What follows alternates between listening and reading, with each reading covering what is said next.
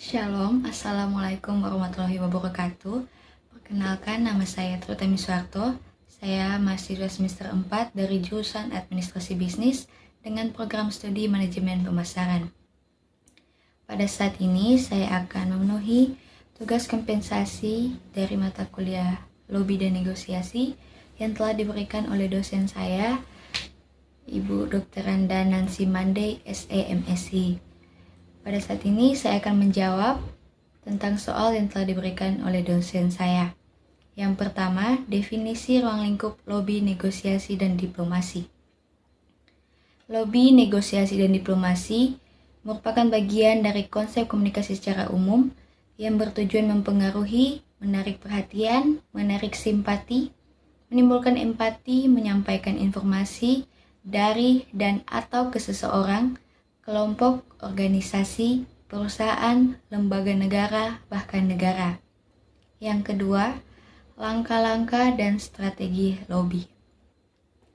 Langkah-langkah persiapan lobby, poin-poin yang penting diketahui agar proses lobby berjalan lancar yaitu: pertama, pahami prinsip-prinsip kegiatan lobby. Yang kedua, kenali sasaran lobby. Ketiga, pahami prinsip-prinsip membangun kepercayaan sasaran lobby terhadap diri Anda. Yang keempat, berikan gambaran manfaat yang didapat bila mendukung atau mengabulkan permintaan Anda. Dan yang terakhir, persiapkan berbagai fasilitas pendukung. Nomor 3, model, strategi, dan taktik negosiasi. Model dan strategi negosiasi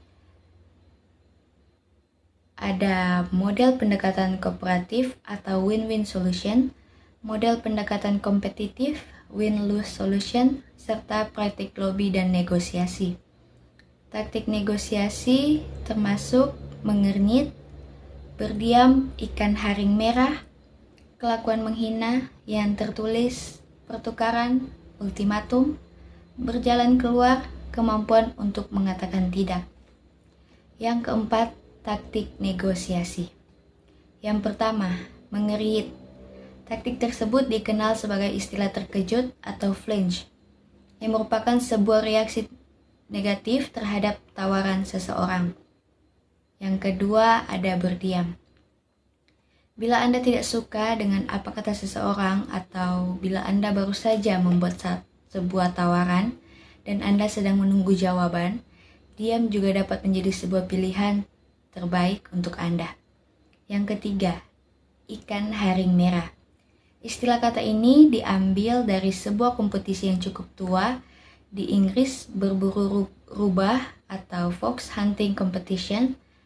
Di dalam sebuah kompetisi ini, tim lawan akan menyeret serta membaui jejak rubah ke lain arah dengan ikan, sehingga anjing lawan akan tertipu atau terkecoh dan akan kehilangan jejak. Sama dengan saat negosiator membawa ikan amis atau isu lain ke meja perundingan untuk mengalihkan perhatian dari isu drama yang dibahas. Keempat, kelakuan menghina. Semua bentuk perilaku umumnya dianggap kurang, bermoral, serta tidak bisa diterima oleh lingkungan dengan tujuan memaksa pihak lain untuk menyetujui. Tujuan dari taktik tersebut ialah untuk menggertak orang-orang yang ada atau terlibat dalam negosiasi. Yang kelima, yang tertulis. Merupakan suatu persyaratan yang ditulis dalam perjanjian yang tidak bisa diganggu-gugat. Perjanjian, sewa guna usaha atau leasing, ataupun harga di atas pahatan batu serta sekarang di kertas atau uang merupakan contoh-contoh yang tertulis. Keenam, pertukaran. Taktik ini dipakai sebagai tawar-menawar. Pertukaran hanya menawarkan konsensi sampai seluruh pihak setuju dengan syarat-syarat. Sebenarnya taktik tersebut digunakan untuk kompromi. Yang ketujuh, ultimatum. Pemakaian ultimatum terkadang efektif sebagai taktik pembuka dalam bernegosiasi. Tetapi sesuatu saat dalam negosiasi yang panjang saat Anda perlu memakai taktik tersebut. Kedelapan, berjalan keluar. Pada beberapa keadaan, berjalan keluar bisa dipakai sebagai strategi untuk memberikan tekanan pada pihak lain. Dan yang terakhir, kemampuan untuk mengatakan tidak. Taktik memang peran yang begitu penting dalam segala macam strategi negosiasi dan cara menyampaikan cara tepat. Pertama, serta yang paling dasar untuk mempelajari taktik ini, ialah apapun jika mengatakan tidak secara langsung, diterjemahkan oleh pihak lain sebagai ya. Soal nomor 5, model-model diplomasi. Yang pertama ada diplomasi politik pasifikasi, yang kedua diplomasi kapal perang, yang ketiga diplomasi dolar, keempat diplomasi publik, kelima diplomasi rakyat, keenam diplomasi perantara, ketujuh diplomasi ekonomi, dan yang kedelapan diplomasi digital. Soal yang keenam, arti penting lobi bagi individu. Lobi diartikan sebagai rangkaian upaya untuk mendapatkan kepercayaan dari seluruh mitra bisnis.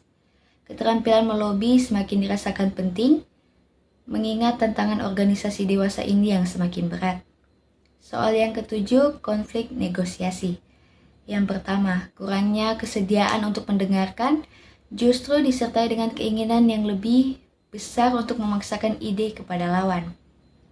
Yang kedua, suasana semakin tegang.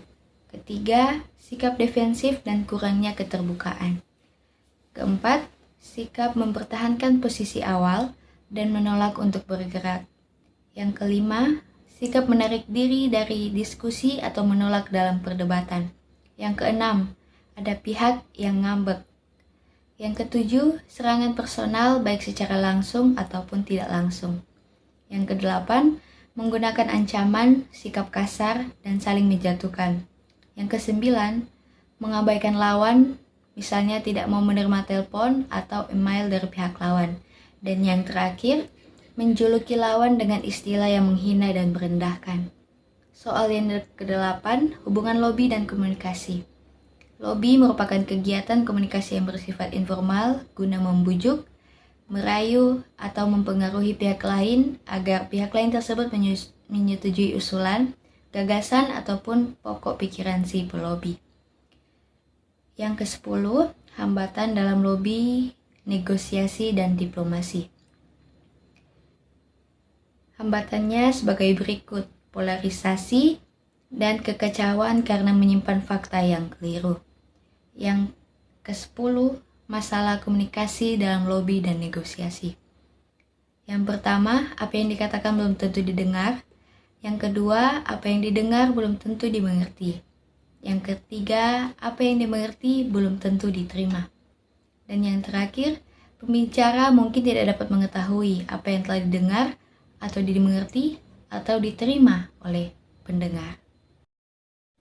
Demikian hasil presentasi saya tentang jawaban apa yang telah diberikan oleh dosen saya. Semoga video ini boleh berkenan dan bermanfaat di kemudian hari.